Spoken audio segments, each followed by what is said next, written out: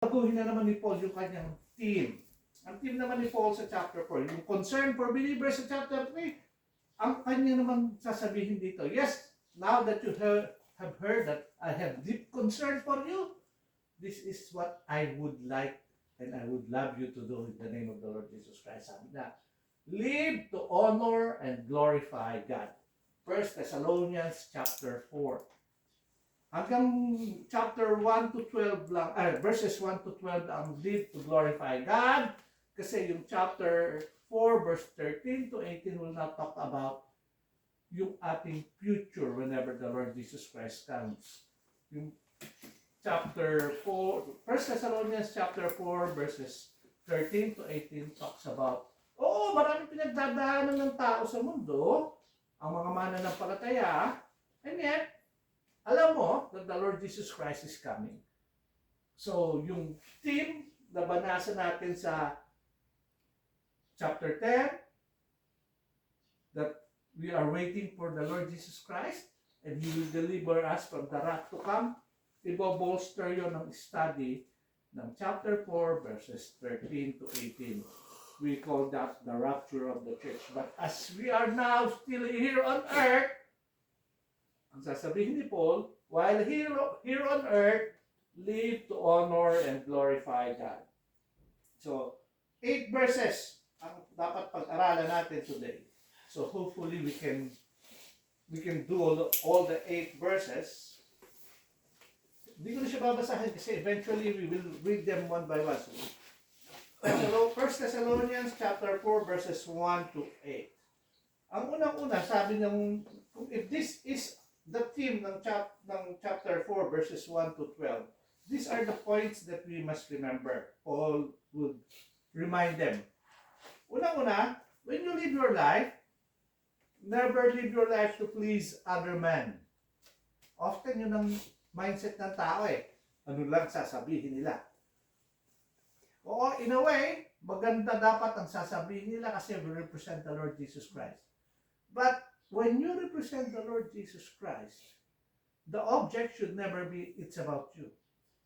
It's about Him that you want to please, or want to honor. So as Paul would say, live to please God in whatever you do.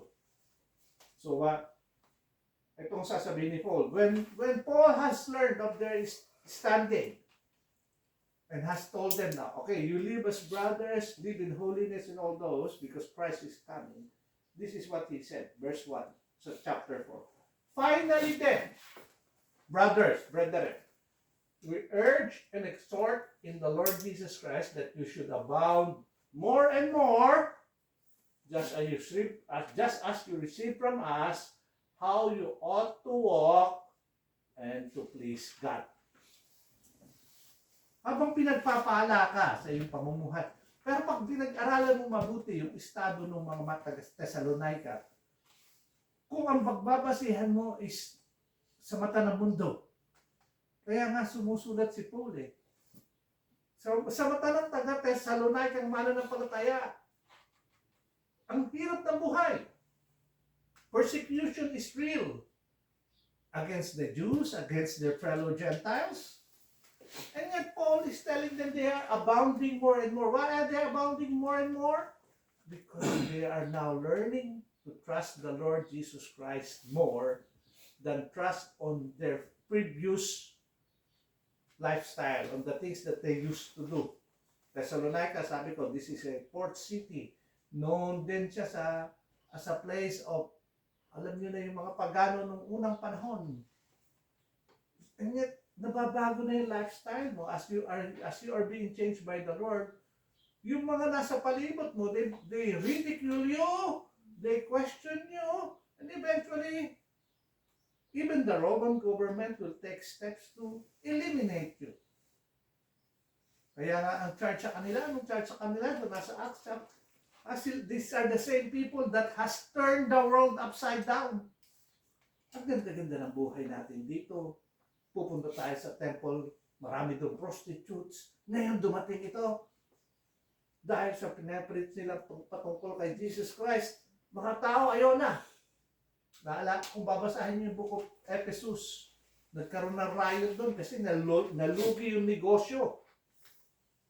Bakit nalugi yung negosyo? Wala nang bumibili ng mga ginagawa ng mga silversmiths na statue ni Diana. Kaya nag-rally sila. Nagsimula sila ng mob. Similar dito sa Thessalonica. Why? Because people are being changed. No longer doing the things that is idolatrous but now worshiping the true and living God. Verse 2. For you know what commandments we gave you through the Lord Jesus Christ. The Lord Jesus Christ talks about two commandments. One is loving God with all our hearts, with all our minds, with all our souls, and then loving our neighbor as ourselves. In these two hang all the commandments. Yun ang central theme. So here Paul is simply reminding them, yes, they'll know that you are my disciples if you love one another. So kunting pagpatuloy niyo yun. And that is how you please God.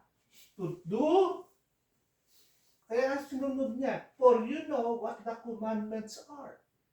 He is not telling them, bahala na kayo sa buhay niyo. Kundi, alam niyo na. You have learned that from us. Now apply it. When you do those things, this will please God. Katulad yun ang sinabi niya sa Galatians chapter 1, verse 10. For I do not persuade man or God. For I do now persuade man or God. Or do I seek to please men? For if I still pleased men, I would not be a bondservant of Christ. Ano bang gusto kong gawin? Na yung mga tao, may hangaan ako, si Pablo. Alam niyo bakit siya kumuha ng letter sa high priest and he was the one leading the charge against the believers? It's about him. Kasi kaya nga pinag-aralan mo yung ating pag-aaral ng Gospels, the rabbis hated the Lord so much. Why? Because they want to please themselves. Whenever they walk on the marketplaces, gusto nila sila yung parang kung dadaan si Brother John at kung si Brother John ang habol niya yung papuri ng mga tao, pagdaan ni Brother John, ang ina-expect ni Brother John, si Brother John, konting paggala. Maraming gano'n. Alam niyo bang doon nagsisimula yung maraming kulto? Nakakita na ako ng ganyan. Nung may dumating, tagapagsalita daw. Abay, may tagasunod pang tagapaypay. Ha? Siguro yung distansya namin, wala pa siguro. Ito, tsaka yung garahe namin. Dumating siya. Lahat ng mga tao, maski yung mga kaibigan ko, bulong-bulungan sila. Dumating na si ganito, si ganyan. Tapos may bodyguard pa. Pag may tagapunas pa ng pawis. Hindi wala pang ginagawa. May tagapunas na ng pawis. Tapos may tagapaypay. May tagabigay ng juice. May mga kanya-kanya pang bodyguard na nakatayong gano'n. Yun, nakakulong yata na sa Pilipinas. So, ewan ko kung ano na. Tapos sabi ko, sino ba yun? Hindi ko kilala Ay, leader pala siya ng isang kulto sa Pilipinas. Gusto mag-gold. Hindi naman marunong. Pero kita mo, mapupuno yung lugar niya. Palibot ng... Ang gusto pa naman yung makasama. Alam niyo kung ano? Parang mga 16 years old na mga kabataan, babae, mga tagapunas, tagapay. And yet, what are they trying to teach? Oh, it's about God. No. They are men pleasers, persuading men to their own demise and downfall. Ngayon, meron na naman siya. Ewan ko kung nahuli siya. Pati sa Amerika, wanted. Pero, you claim that you are, hindi niya pinapini-please God. He is God. Malungkot nun. Marami. Kaya nga, cult starts when people starts looking at men as if being elevated into a position na kulang na lang sila na yung i-worship. Paul was not after that. Sabi niya, or I seek to please men. Yun ba gusto kong gawin? For if I still please men, ibig sabihin, when he was doing his work as a Pharisee, as a teacher, ang purpose niya is what? To please men. I would not be a bondservant of Christ. Ano yung bondservant? Somebody that is paid with a price. Binayaran. Hindi niya na pagkaari ang kanyang sarili.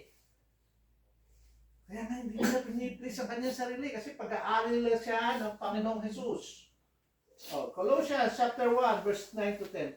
For this reason we also, since the day we heard it, do not cease to pray for you and to ask that you may be filled with the knowledge of His will in all wisdom and spiritual understanding. Very similar to sa text. Alam niyo naman na yung commandments as you are growing more and more. You have known the commandments which we have taught you, that is from the Lord Jesus Christ. Same thing. That you may walk what? Worthy of the Lord, fully what? Who are you pleasing? When you walk worthy, pleasing Him, the Lord. You know that you are pleasing the Lord when being fruitful in every good work and increasing in the knowledge of God. This is where often maraming tao, they think yung worship comes only on Sunday. No, worship starts the moment we stop here. Bukas, pupunta tayo sa work. Ano ba sabi ng Panginoon about servants and masters? Kuya, employer lang ako, hindi ako servant. Said, yeah, I know. As you work, do you work? Ito yung favorite ng Kiwi. Anong sabi ng another day, another dollar. Narinig nyo na ba yan sa mga Kiwi? Yun ang favorite ng mga Kiwi pagka nagtatrabaho na eh. Pagdating ng Thursday, one more day. Paano tayo dapat mananampalataya? When we work. Ano sabi ng Apostle Paul? Sa Ephesians chapter 5. Then eventually chapter 6. Sunod-sunod yun about husbands and wives, children, parents, master servants, chapter 6. Huwag kayong mag-work as if for sa employer mo, but you work for the Lord. Yun na yung start ng worship mo eh. Why? Because you don't just please men, you please God. Kaya, when you work, huwag ka mandaraya ng pagpasok mo. Ako nga, nung may appointment ako sa dentist, allowed naman na akong mag-knock off. Kasama ko yun ang style eh. Aalis. Kasi yung timesheet namin, kami may hawak na sa cellphone. Aalis yun. Halimbawa, allowed kami umalis for 24. Yun, mag-aalisan na, alas 4 pa lang. Wala nang ginagawa eh. Pero ita-time out nila sa rin nila 4:24. Babayaran naman sila eh. Alam na ng boss yun. Pero ako, dahil alam kong babayaran ako ng 4:24, kailangan ko umalis na maaga, magpapaalam ako dun sa boss ko. Kaya lang, buti lang dito sa New Zealand, hindi ka tulad sa Pilipinas, lalapit ka lang, kakausapin yung boss mo. Talagang nanginginig ka pa. Baka pumayag siya. Hindi, buti dito, hindi. Murray! I'm leaving early. See you tomorrow. Ganun lang. Alam niya. Thank you, Arnold. Yeah, I understand. Alam niya. May mga kasama ko, last na pa kala, pero kaya time nila doon sa kanila. 4:24. Then dapat tayo, we are the believers eh. Tayo yung mananampalataya. We don't seek to please man. Huwag natin gamitin yung ating trabaho na kahit lalo na sa maliliit na bagay na mapuna pa tayo. We were not here to please man, but let us not also, ito yung negative nito. Huwag din naman tayo maging mapulaan ng kapwa. Dahil ang pangit din naman nun. Baka mamaya sabihin, ganyan ba yung Kristiyano? Magulang pa sa akin. Both sides, okay? Ano pa? To live sanctified lives. Sanctification. Ano yung three tenets of salvation? Justification is we have been freed from the penalty of sin. Because of what the Lord Jesus Christ has done for us, we have been freed from the penalty of sin. Ano ba ang penalty ng kasalanan? Kamatayan. To a believer, when he is justified, he no longer has the problem of dying in his sin. Why? Because Christ has made you alive. Justification yon. Sanctification. Chapter 4. Chapter 4 siya kaya. Yung, Thessalonica chapter 4. oh, tingnan mo yung chapter 4 nga. 3 kasi nakalagay. 3 nakalagay. Error lang yan. Nasa chapter 4 tayo eh. Okay? Sanctification. Ang sanctification is Christ, by the power of the Holy Spirit, working in you, but you, as a believer, has to cooperate with the work of God. Kuya, akala ko ba justified na ako? Oo! Wala ka ng kasalanan. Pero habang namubuhay ka pa rito, kailangan mong mamuhay ng sanctified life. Sanctification starts with the work of the Holy Spirit. But you need to cooperate. How does it go? Basahin muna natin. For this is the will of God. Di ba? Sabi nung una, how do you please God? By doing the commandments, being able to do the will of God. Your sanctification. Itong nais ng Panginoon eh. Tayo'y madalisay. Yun ang Tagalog niyan. Yung gold, pag minina, ano na makagad siya? 99.99%? Hindi. Wala si Brother Joel dito. Kung dito si Brother Joel, alam na alam niya to. Kasi si Brother Joel, nag-ano ng metal sa furnace. Yung bronze na tinutunan ni Brother Joel, kung isang jack yun, na pagsasama-samay, tutunawin. Ang daming beruta. Ang Tagalog sa Tagalog yung beruta. Sa English, dross.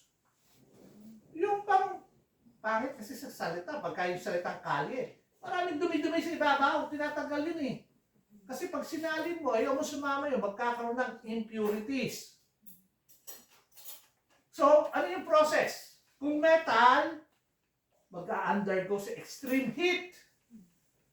After this extreme heat, may mga chemicals pa nga sila nilalagay para umibabaw yung dross, i-scoopin yung dross sa tapon, yung matitira yun yung, kung gold siya, 99.99. Walang halo, walang impurities. Yun yung hanap ng Panginoon sa atin. Yes! Justification, Christ sees us as perfect. Sanctification, God wants to perfect us as we live in this world. Pero, marami tayong dross. And we should be part of doing the will of God. Paano ito? Paano mabawasan ng dross? Do you study the Word of God? Hindi pwede sasabihin mo, okay na ko yan, hindi ko na kailangan basahin ng Biblia, saved na ako eh. Then hindi ka madadalisay. Bakit? Kung hindi salita ng Diyos ang nasa isip mo, ano? Maraming kaaway, magaling yan, maglalatag sa'yo ng mga bagay-bagay yan na pagkakabisihan mo. Alam ko to dahil pinagdadaanan ko to. Hindi lingid sa inyo. Yung sasakyan kong Hyundai, nagka-problema yan. Malaking nagastos ko dyan, kare-repair. Hanggang nakarating pa nga ako sa punto na bibili na ako nung pang-check ng sasakyan na dahil hindi siya ma-repair, kailangan ko pala ng tool na talagang hindi lang siya ordinary scan tool. dapat yung pinang-i-scan ko, may pang-scan ako, dapat yung pinang-i-scan ko, kayang turuan yung makina. Nag-iisip yung makina, mautak pa kayo sa akin eh. Pinagpalit ako ng pyesa, sabi ng makina, hindi ko pinalala yung pinalit mo. Hindi ko paano ko ipakikilala. Kailangan ko yung scan tool. Ipakikilala, i-relearn nung computer yung part na bago. Kasi computerized din siya. Oh, ito na, gawa na. Oh, hindi ko na kayo bibili niyan. Alam, ang ginawa sa akin, bumabiyahe kami. Ang hirap mag-connecta ng Bluetooth ko ah. Sa stereo ko nito ah. Luma na talaga ito eh. Bibili ko ng iba. Papalitan ko itong Bluetooth. Hindi, ang ginawa ko. Google ako ngayon. Paano papalitan? Magkano yung ipapalit ko? Alam niyo ba yung sa kagaganon mo? Nung mapansin ko, hating gabi na. Katitingin lang nung dapat kong gawin. Pero hindi ko siya kailangan gawin. Ngayon. Ngunit, ganun ang kaaway. Maraming ilalagay sa kaisipan mo. Tayo, kung hindi mo ilalagay ang salita ng Panginoon, ano ilalagay sa'yo? Mahawakan mo lang to eh. Saan ka na makakarating? Mananakit na ang kamay mo. Ito palagay ko, ba't sumakit yung balikat ko eh. Nakahiga ka, kaga ganon, pindot dito, pindot doon. Kasama naman ito yung cellphone mo, yung Bible. Kuya, ang haba ng basahin kasi. Pero hindi mo napansin na si Mark Zuckerberg, kausap ka 10-24/7. Pag tulog mo, kausap mo siya. Pag gising mo, ino-notify ka niya. Di ba? Di ba? Yan ang secret, alam eh. Di ba? Yan ang nangyayari sa atin. Kaya sabi din po, dapat talaga ang punuin mo. Bakit? Pag hindi mo pinuno, ito yung gawa na kaaway. Kasi sanctification ng purpose, pag hindi yung will of God ang ilalagay mo sa kaisipan mo, ito kasi taga sa Thessalonica to. Kaya nga, alam natin na in those days, this is the way of life. That you should abstain from sexual immorality. Huh? A lot of people would say, I will worship. Oh yes, very good. Pero baka naman yung cellphone mo kung anong pornographic material ang nakikita mo dyan. You don't worship the Lord with that. O kuya, hindi, wala. And yet the world, whether you like it or not, kaya nga si Marcos, napapagalitan parati. Mahilig manood ng mga shorts. Sa shorts, halo-halo yun. May mga nagmumura, may mga nag-aano, at yung bata, i-absorb niya lahat yun. Maraming sexual languages. Maraming hindi ganito, and yet the young age will be polluted, and sometimes, anong magiging reflection nun? Even yung very words nila. Unknowingly, nagsasalita na sila na katulad ng pinanonood nila. That's the way of the enemy. 4. That each of you should know how to possess his own vessel in sanctification and honor. Dapat tayo mismo, this is, yung ating mga baggies. Dapat alam natin. Ano ba yung madaling humatak sa atin, imbis na manalangin, iba yung paggagawin. Sa akin, marami. Pag nanood lang ako ng goal, mahina ang 4 na oras eh. Kaya ngayon, dapat matuto na akong highlights na lang. At least yung highlights, 15 minutes lang. Tanungin niyo yung mga anak ko. Dahil mga anak ko, doon nasa Pilipinas kami, doon sa kwarto pa sa namin natutulog. 1:00 hanggang 4:00 na madaling araw. Nanonood ako ng sasakyan. No, gagalit yung 2 kong anak na babae. Pero ngayon, sila na yung nagaya sa akin. Manunood daw kami. Live. O ba? Yung kare-karera gano'n. 2 days. Pag pupunta ka sa panonood, yun ang gagawin mo. Yung ingay, yung pomp, yung pageantry ng panonood. Naging ano na siya, naging social ka kung nanonood ka nun. Oh. Nung araw, pinanonood ko siya dahil nag-enjoy ako. And yet, at the same time, inaagaw niya yung time ko. Tayo, may kanya-kanya tayo eh.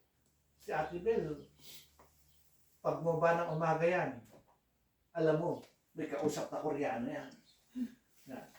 Not in passion of love. Parang binabalik ni Paul about this. Like the Gentiles who do not know God. Kita niyo, when he was writing to those in Thessalonica, he no longer is talking about them as Gentiles. Hindi ka na. Kasi na kay Christ ka na eh. Pero yung mga samahan mo, ganun pa rin. They live this life. That no one should take advantage and defraud his brother in this matter. Even yung pakitungo mo sa kapatid mo, huwag kang mandaraya. All of those are part of what? Being sanctified. Sino number one purpose? Sanctification. Mabago, madalisay. Sanay ka bang manggulang ng kapwa mo? Huwag na! Simple lang si Paul, huwag na. Bakit? Mananampalataya ka na eh. Yung mga isip mo, puno-puno pa rin ng mga pagnanasa sa mundo. Huwag na! Kuya, mahirap. Alam ko, pare-pares tayo nagdadaan dyan eh. And yet, if you don't participate in the work of the Holy Spirit in your life, you will live a life that is defeated. Talunan ka. Oh. Bakit? Sabi nga ni Paul, and do not be conformed to this world, but be transformed by the renewing of your mind. When they say it's all the mind, nasa kaisipan talaga, that you may prove what is good, acceptable, and perfect will of God. Kung kaisipan mo, kung ano-ano na laman, instead of being conformed to the Lord, being transformed by the world, by the word, not the world, wala, magulo ang buhay mo. Okay? Tatalunan na natin yung ibang verses. Marami yan eh. If you want, yan, iwanan ko muna dyan so you can see it. Both Ephesians yan, about living for, then, of sanctified life. Then, we now go to live in holiness. Yan na sinasabi ko. Si Kuya Arnold, ang dahil pa sinabi. Yung pala, gusto niya maging banal ako. But when you hear the word holiness, anong understanding nyo? Question lang po. Sino gusto sumagot? Banal. Pamilya banal. Meron pang tanong dyan. May iba, when you think of holiness, what does it mean? Set aside. Set aside. Yun ang tama. To live in holiness is to live to be set aside. Kaya kakadugtong ito nung like the Gentiles do, yung salitang like the Gentiles do, even if he was writing to the Gentiles, he was telling them, huwag ka na mamamuhay na parang ang Gentile. You set yourself apart. To live in holiness, to be set apart. Why? Because Christ has set you apart. Kasi dalawang klase na naman ng tao sa mundo. Ang maliligtas at yung hindi. Yung mananampalataya tunay at saka yung hindi. Yung tunay naman na palataya kay Kristo, they're already set apart because of their justification. Now, if you allow the Lord to work in you in justification, then in your life, you should also set yourself apart from the ways of the world. Nakaset apart ka naman na eh, in essence, because of the person that is in you. Pero, ikaw, na mananampalataya, kung parati kang nag-straddle sa fence, nandito ka ngayon, bukas gusto mo dito ka sa kabila. Kasi, yun, marami ka pang kailangan ilapit at ibigay sa Panginoon. Okay. Because the Lord is the avenger of all such, as we also forewarned you and testified. For God did not call us to uncleanness, but in holiness. Set apart. Huwag mo nang balik-balikan yung pinagagawa mo dati. Kuya, hindi. Dati ganun ako eh. Kaya nga, huwag na nga. Kasi you should be set apart. Huwag mo nang gawin yun dati. Kung ganyan ka dati, dito ka na. Kasi, who called you out of that? God. Huwag na doon sa dati mong ways. Why? Therefore, he who rejects this does not reject man. If you continue on doing that, then I'm not questioning your Christianity. I am questioning your heart. Yeah, but therefore, he who rejects this does not reject man, but God. When you reject God, did Paul say, wala ka ng pag-asa? Hindi naman sinabi niya yan. He is always reminding them, who has given us what? Yun ang main understanding na tinuturo ni Paul. To live, to please God, to live a sanctified life, to live in holiness. The number one key that ties everything is God has given us His Holy Spirit. Nasa pamumuhay mo na yun. Kaya actually, in a sense, pag sinabi mo, hindi mo kaya, sagot ko sa'yo, alam ko. Kasi, kung sa sarili mo, hindi mo talaga kaya. Kaya nga may banal na Espiritu sa pamumuhay mo eh. Kaya nga yung bodies mo are temple of the Holy Spirit. Yan. Ito na yung huli natin babasahin. Therefore, gird up the loins of your mind. Ano yung gird up? Ano yung kaisipan mo? Bigkisin mo. And rest your hope fully on what? Upon the grace that is to be brought to you at the revelation of Jesus Christ. Dapat yung kaisipan mo. Tandaan mo, kaya mo itong gawin, hindi dahil kaya mong gawin, kundi dahil may banal na Espiritu ka sa iyo. Ngayon, gagawin mo yan dahil alam mo that when Jesus Christ is revealed, you will be like Him. When you see Him as He is. 1 John chapter 3. As obedient children, not conforming yourselves to the former lust, as in your ignorance. Yung mga may rason pa kayo kasi hindi nyo alam. Pero ngayon, alam nyo na, wala na rason yan. But as He who called you is holy, you also be holy in all your conduct. Ang sabi sa nasa Leviticus to, verse 16, because it is written, be holy, for I am holy. We serve the holy and living God. When we say so, don't straddle the line. Ay kuya, talagang nahatak ako eh. Kaya meron po tayong provision. If you confess your sin, He is faithful and just to forgive us and cleanse us from all unrighteousness. Don't let whatever you're doing that is bringing you back to the old self, not being set apart from for the Lord, bring it to the Lord in prayer. Ask. Recognize that what you're doing is wrong. The hardest thing to live a set apart life is you love what you're doing and you don't want to give it up. Remember, be holy for I am holy. Are you able to do it on your own? No. But the Holy Spirit is in you. By the grace of the Lord Jesus Christ. Kaya pag binasa mo to, your hope should be fully what? On what? On the grace of God. When the Jesus Christ is revealed. So hope and pray, when Paul was reminding those in Thessalonica, he is also reminding us now.